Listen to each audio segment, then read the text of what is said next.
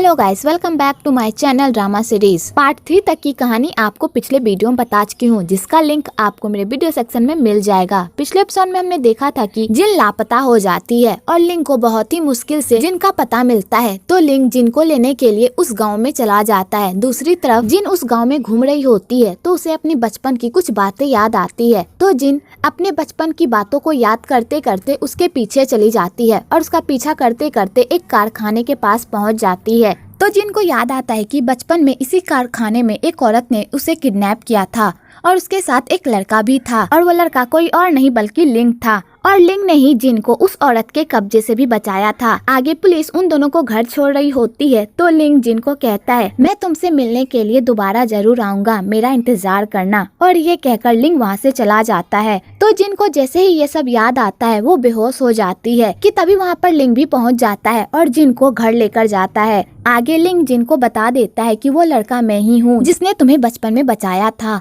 तो जिन कहती है, तुम्हें ये बात कब पता चली, और तुम्हें पता चली तो तुमने मुझे ये बात क्यों नहीं बताई। तो लिंक कहता है, जब मैं तुम्हारे घर गया था और तुम्हारी फोटो देखी थी तभी मुझे पता चल गया था कि वो लड़की तुम ही हो जिसे मैंने बचपन में बचाया था। तो जिन कहती है, मैं तुम्हें बहुत परेशान करती हूँ ना, हमेशा तुम्हारे लिए प्रॉब्लम खड़ी कर देती हूँ, है ना। तो लिंक कहता है, तुम मेरे लिए कोई प्रॉब्लम नहीं हो बल्कि मेरी प्रॉब्लम्स की सॉल्यूशन हो, इसलिए खबरदार आइंदा मुझसे दूर जाने की कोशिश की तो।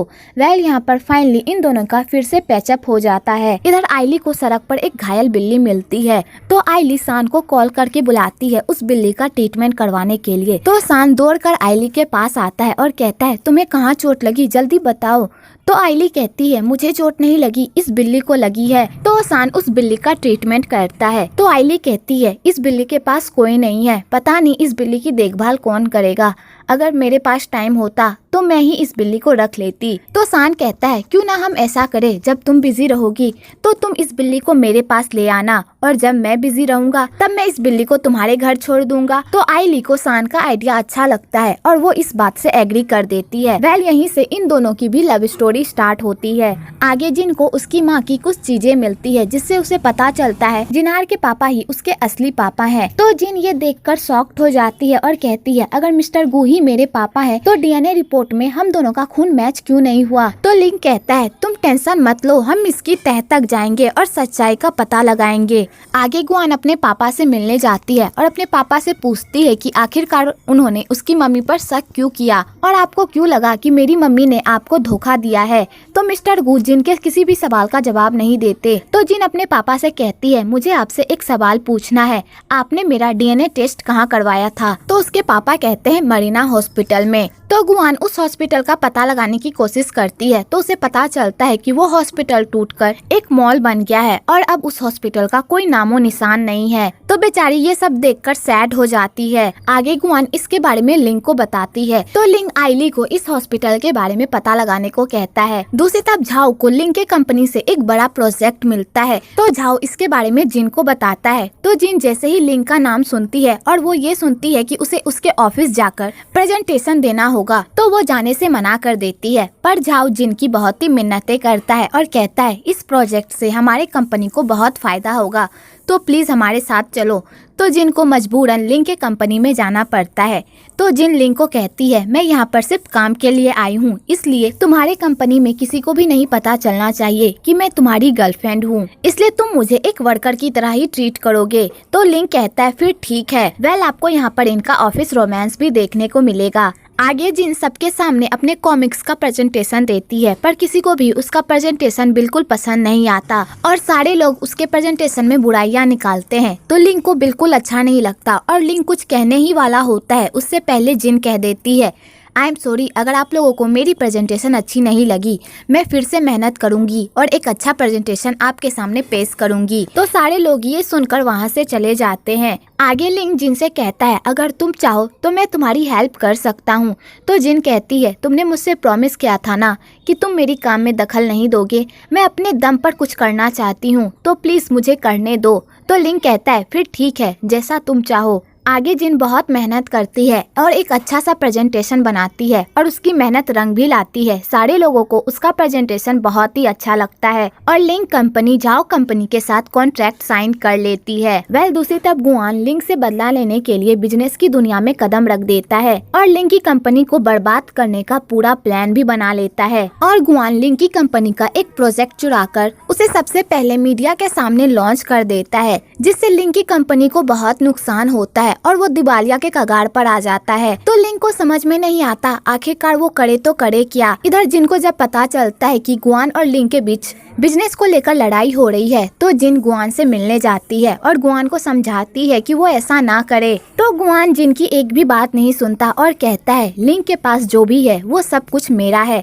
अगर मैंने तुम्हें सबसे पहले प्रपोज कर दिया होता तो शायद आज हम दोनों साथ होते। तो जिन गुआन को कहती है मैंने आपको कभी भी उस नजर से नहीं देखा, मैंने हमेशा आपको अपना बड़ा भाई ही माना है। तो जिन समझ जाती है कि गुआन को समझाने का कोई फायदा नहीं, तो जिन वहाँ से चली जाती है। उसके बाद गुआन लिंग को कॉल करता है और कहता है जिन को मेरे पास भेजकर कोई फायदा नहीं होगा, मैं रुकने वाला नहीं हूँ, मैं तुम्हें बर्बाद करके रहूंगा और तुम्हारे पास जो कुछ भी मेरा है मैं उसे तुमसे वापस लेकर रहूंगा। तो लिंग कहता है अगर तुम्हें इतनी हिम्मत है तो मुझसे लेकर दिखाओ, और ये कहकर लिंग कॉल कट कर देता है। आगे गुआन प्रेस कॉन्फ्रेंस करता है और अपने प्रोडक्ट के लॉन्च के बारे में भी बात करता है कि तभी उधर से लिंग की एंट्री होती है। तो गुआन लिंग को देखकर पूरी तरह हैरान होता है और कहता है अपना तमाशा बंद करो और यहाँ से दफा हो जाओ। तो लिंग गुआन को कहता है तुम जिस प्रोजेक्ट को लॉन्च कर रहे हो वो प्रोजेक्ट मेरा है, अगर मुझ पर भरोसा नहीं है तो अपने पार्टनर से पूछ लो। तो गुआन जैसे ही ये सुनता है तो बेचारा शॉक्ड हो जाता है। तो लिंग कहता है अब तुम्हारे पास बस दो ही चॉइस है, या तो मैं पूरे मीडिया के सामने ये ऐलान कर दूं तुम्हारा प्रोजेक्ट मेरा है, या तुम मेरे साथ पार्टनरशिप कर लो ये प्रोजेक्ट को लेकर। गुआन के पास कोई चारा नहीं बचता और उसे लिंग के हाँ में हाँ मिलाना पड़ता है, क्योंकि गुआन को टेक्नोलॉजी के बारे में कोई नॉलेज नहीं होता, जिस वजह से वो बेवकूफ बन जाता है और उसे लिंग के साथ हाथ मिलाना पड़ता है। आगे ये न्यूज पूरी तरह फैल जाती है और की कंपनी धीरे धीरे उठने लगती है। दूसरी तरफ जिन सान से मिलने जाती है और सान के सामने उसी हॉस्पिटल का नाम लेती है। तो सान जैसे ही उस हॉस्पिटल का नाम सुनता है तो वो जिन को बताता है कि उसने इस हॉस्पिटल में काम किया है और जिस डॉक्टर की तुम बात कर रही हो उस डॉक्टर को मैं अपना आइडियल मानता हूँ, उसी को देख देख कर मैं यहाँ तक पहुँचा हूँ। तो जिन सान से हेल्प मांगती है और कहती है क्या तुम मेरे DNA रिपोर्ट की जाँच कर सकते हो, आखिरकार उसे किसने बदला। तो सान कहता है तुम टेंशन मत लो, मैं इस बारे में पता लगाता हूँ। आगे सान चोरी छुपे अपने प्रोफेसर के रूम जाता है तो उसे वहाँ पर एक ऑडियो रिकॉर्डिंग मिलती है। तो सान उसे चोरी छुपे अपने पेन ड्राइव में डाल लेता है और उसके बाद सान उस पेन ड्राइव को जाकर जिन को दे देता है और कहता है अगर तुम इस ऑडियो को सुनोगी तो तुम भी दंग रह जाओगी। आगे जिन जब उस ऑडियो को सुनती है तो उसे पता चल जाता है कि ये सारा कांड उसकी सौतेली माँ ने रचा है, उसी ने उसकी DNA रिपोर्ट बदली थी। तो जिन उस रिकॉर्डिंग को सुनकर पूरी तरह शॉक्ड हो जाती है, क्योंकि जिन को हमेशा लगता था कि जिनार की माँ उससे प्यार करती है और जिनार की माँ उसे हमेशा अच्छे से ट्रीट भी करती थी। तो बेचारी जिन को ये सुनकर बहुत बड़ा सदमा लगता है और जिन जिनार की माँ से मिलने जाती है और जिन जिनार की मॉम को सच नहीं बताती कि उसे सच्चाई पता है। उल्टा जिन जिनार की मॉम के सामने ऐसा प्रिटेंड करती है कि उसे कुछ प्रूफ मिले हैं, जिससे ये प्रूफ हो सकता है कि मैंने उस लड़की के साथ कुछ भी नहीं किया था। तो जिनार की मॉम ये सुनकर शॉक्ड हो जाती है और उन्हें देखकर लगता है कि उनका और उस लड़की का कोई ना कोई कनेक्शन जरूर है। आगे जिन ये सारी बातें लिंग को बताती है तो लिंग भी ये सुनकर शॉक्ड रहता है। आगे लिंग उस प्रोजेक्ट को लेकर गुआन की कंपनी पर केस कर देता है और वो ये भी प्रूफ कर देता है कि ये प्रोजेक्ट उसका था। तो गुआन की कंपनी डूबने के कगार पर आ जाती है और इस वजह से गुआन की कंपनी को काफी लॉस भी होता है। जब जिनार को इस बारे में पता चलता है तो वो जिन के पास जाती है और उसे खूब खड़ी खोटी सुनाती है और कहती है तुम्हारी वजह से मेरे भाई की ऐसी हालत हुई है, अगर तुम उन दोनों के बीच नहीं आती तो वो दोनों इस तरह नहीं लड़ते और ना ही बिजनेस को इतना बड़ा नुकसान होता। तो जिन को जिनार की बातों से बहुत बुरा लगता है और जिन लिंग को कहती है क्या तुम ये लड़ाई बंद नहीं कर सकते, क्या तुम दोनों मेरी वजह से लड़ रहे हो। तो लिंग जिनको समझाता है कि तुम्हारी वजह से ऐसा कुछ भी नहीं हो रहा, और वैसे भी पहले गुआन ने मेरी कंपनी बर्बाद करने की कोशिश की थी, ना कि मैंने, और अब जो उसके साथ हो रहा है वो उसकी करने का फल है। पर जिन लिंग की एक भी नहीं सुनती और इसी बात पर उन दोनों में लड़ाई हो जाती है। आगे जिनार को पता चलता है कि लिंग ने कभी भी उससे प्यार नहीं किया, तो जिनार लिंग का पीछा छोड़ देती है और सैंग के साथ अपने रिश्ते को धीरे धीरे आगे बढ़ाती है, और जिनार भी सैंग से धीरे धीरे प्यार करने लगती है। इधर लिंग के पापा को अचानक हार्ट अटैक आ जाता है, क्योंकि लिंग के पापा को कुछ ऐसा पता चल जाता है जिस वजह से उनकी तबीयत खराब हो जाती है। पर उनकी फैमिली को इस बारे में कुछ भी पता नहीं होता कि तभी लिंग के पापा के लॉयर लिंग की फैमिली को बताते हैं कि मिस्टर लिंग ने अपनी वसीयत बनाई थी, अगर उन्हें कुछ हो जाता है या फिर वो बीमार पड़ जाते हैं तो उनकी सारी कंपनी लिंग संभालेगा। तो फैन को ये सब सुनकर जरा सा भी लालच नहीं होता और वो कहता है जाओ तुम कंपनी संभालो, यहाँ पर हम हैं पापा का ख्याल रखने के लिए।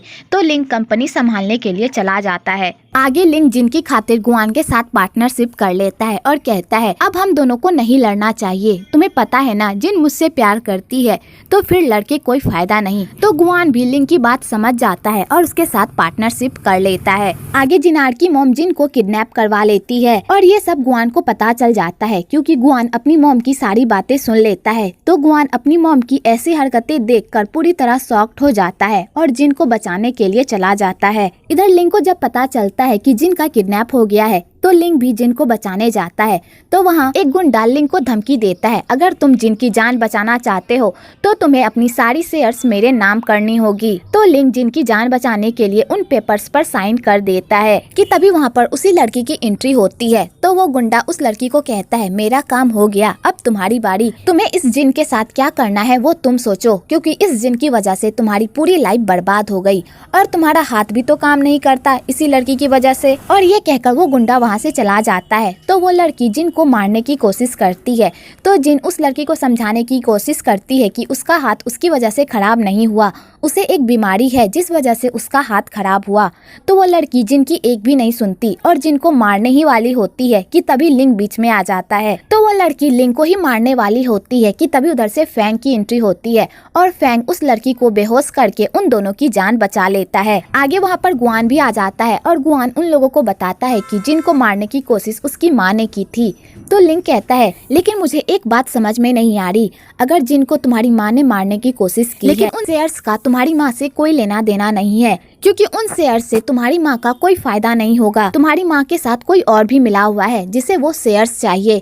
कि तभी लिंग को याद आता है कि उसने उस पेपर पर उसके पापा की कंपनी की मोहर देखी थी और वो मोहर इतनी आसानी से किसी को भी नहीं मिल सकती। उस मोहर को सिर्फ लिंग परिवार के लोग ही निकाल सकते हैं। कि तभी लिंग को सारा माजरा समझ में आता है कि इन सारे खेल का मास्टरमाइंड कोई और नहीं उसका छोटा भाई सैंग है। वह सैंग के बारे में तो कोई सोच भी नहीं सकता था कि वो इतना बड़ा कांड करेगा, क्योंकि सैंग हमेशा ही क्यूट, केयरिंग और सबकी हेल्प करने वाला होता था। वह लिंग का जो कार एक्सीडेंट हुआ था वो भी सैंग ने करवाया था, ना कि फैंग ने। फैंग तो उल्टा उन बंदों को ढूंढ रहा था जिसने कार को खराब किया था। फैंग जैसा भी हो वो दिल का बुरा नहीं है और ना ही वो किसी की जान ले सकता है।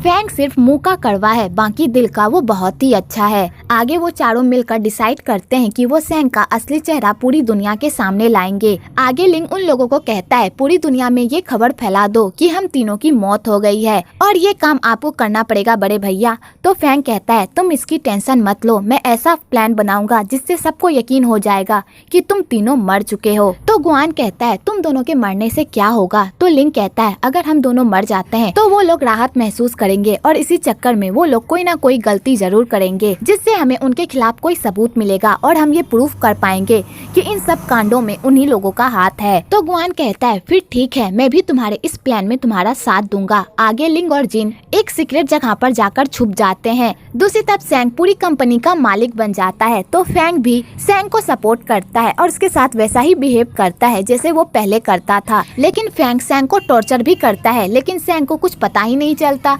आगे सैंग जिनार को प्रपोज कर देता है शादी के लिए, तो जिनार भी हाँ कर देती है। आगे जब ये बात गुआन को पता चलती है कि उन दोनों की शादी हो रही है, तो गुआन अपनी बहन को समझाने की कोशिश करता है कि अभी अभी तो तुम दोनों डेटिंग कर रहे थे, इतनी जल्दी शादी क्यों कर रहे हो।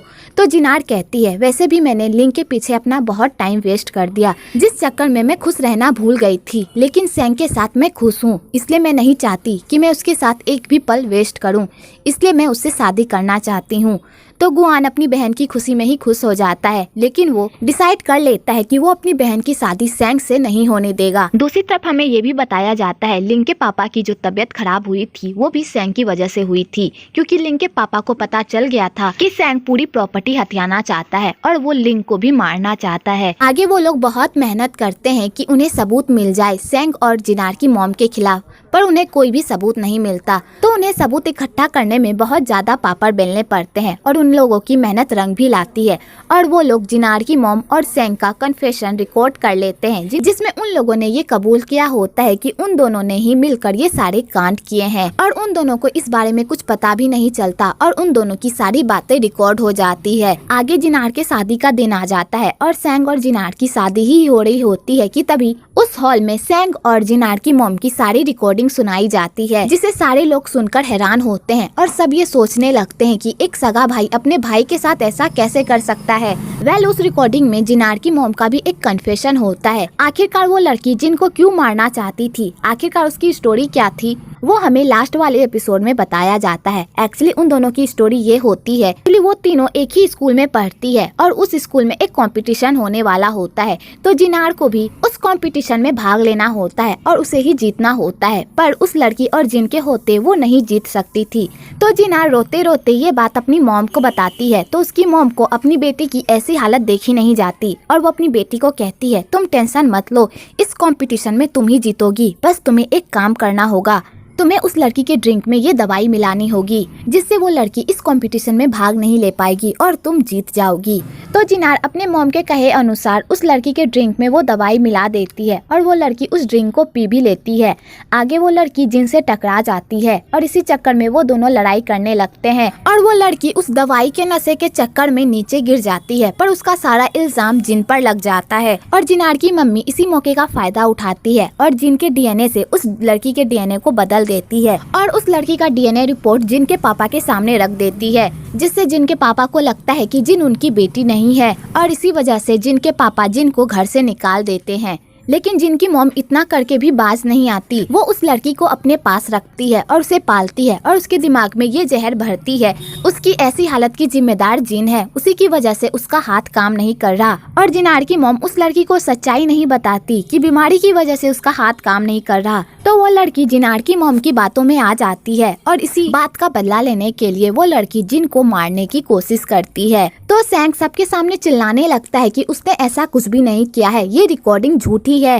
इधर जिनार को जब पता चलता है कि उसकी मॉम ने उसके गुनाहों का बोझ सारा जिन पर थोप दिया था, तो जिनार ये सुनकर टूट जाती है और अपनी मॉम से कहती है आपने मेरे साथ ऐसा क्यों किया। तो जिनार की मॉम कहती है मैंने ये सब तुम्हारे लिए किया। तो जिनार कहती है ये आपने मेरे लिए नहीं खुद के लिए किया है। कि तभी जिनार के पापा की तबीयत खराब हो जाती है, तो वो लोग जिनार के पापा को लेकर वहाँ से चले जाते हैं और गुआन जिनार को लेकर जाने लगता है।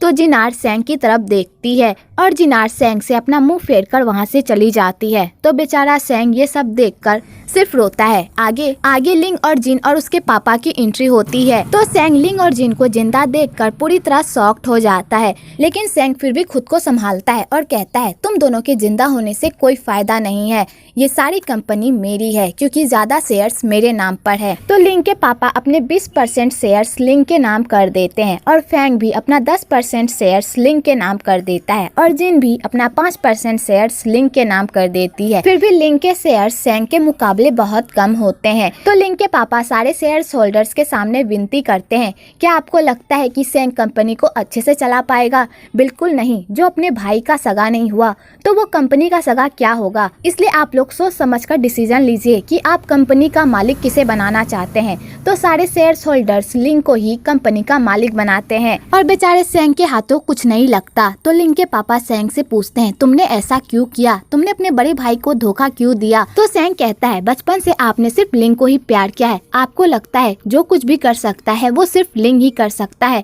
हम कुछ नहीं कर सकते। मुझे बचपन से ही लिंग से नफरत थी, मैं उससे सब कुछ छीनना चाहता था। तो उसके पापा कहते हैं तुम पागल हो, मैंने तीनों बेटों में कभी भी फर्क नहीं किया, तुम तीनों मेरे ही बेटे हो, लेकिन पता नहीं मेरी परवरिश में कहाँ कमी रह गई जो तुम ऐसे निकल गए।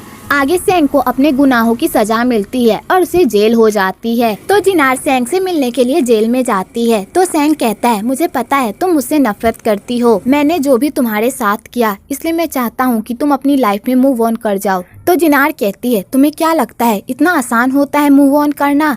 मैं तुमसे नफरत नहीं करती, मैं तुमसे अब भी प्यार करती हूँ, इसलिए बेकार की बातें करना बंद करो। मैं जानती हूँ कि तुमने गलत किया है, लेकिन मैं तुम्हारे जेल से बाहर आने तक का वेट करूंगी, क्योंकि मैं अब भी तुमसे प्यार करती हूँ। तो सेंग ये सुनकर बहुत खुश होता है। इधर झाओ और योयो भी साथ आ जाते हैं और उन दोनों की भी शादी हो जाती है। इधर आइली और सान भी एक दूसरे को डेट करने लगते हैं और उन दोनों की भी लव स्टोरी स्टार्ट हो जाती है। आगे लिंग फैंग को लिंग कंपनी दे देता है। तो फैंग कहता है, ये कंपनी तो तुम्हारी है ना? तो लिंग कहता है, मैं अपनी कंपनी में ही खुश हूँ, मैं चाहता हूँ कि ये लिंक कंपनी आप चलाएं और अगर आपको कभी भी मेरी जरूरत पड़ेगी तो मैं आपको हमेशा सपोर्ट करूँगा। वेल फाइनली इन दो भाइयों का भी भाईचारा देखने को मिलता है। आगे जिनार भी जिन से माफी मांगती है, उसने जो भी जिन के साथ किया, तो जिन जिनार को माफ कर देती है। आगे लिंग जिन को शादी के लिए प्रपोज कर देता है, तो जिन भी शादी के लिए हाँ कर देती है। आगे 5 साल का लीप आ जाता है, जहाँ पर लिंग और जिन के 2 छोटे छोटे बच्चे होते हैं और यहीं पर इन सब की कहानी खत्म होती है। आपको ये ड्रामा कैसा लगा कमेंट में जरूर बताइएगा। वेल मुझे इस ड्रामा में राइटर से एक बात की शिकायत है, उन्हें गुआन और फैंग के लिए भी एक एक पार्टनर देनी चाहिए थी, क्योंकि वो दोनों भी पार्टनर डिजर्व करते थे और उनकी भी लव स्टोरी दिखानी चाहिए थी, पर राइटर ने उन दोनों की लव स्टोरी बनाई ही नहीं और उन्हें अकेला छोड़ दिया। अगर आपको मेरी वीडियो पसंद आई हो तो एक लाइक जरूर करें और मेरे चैनल को सब्सक्राइब करना तो बिल्कुल ना भूले।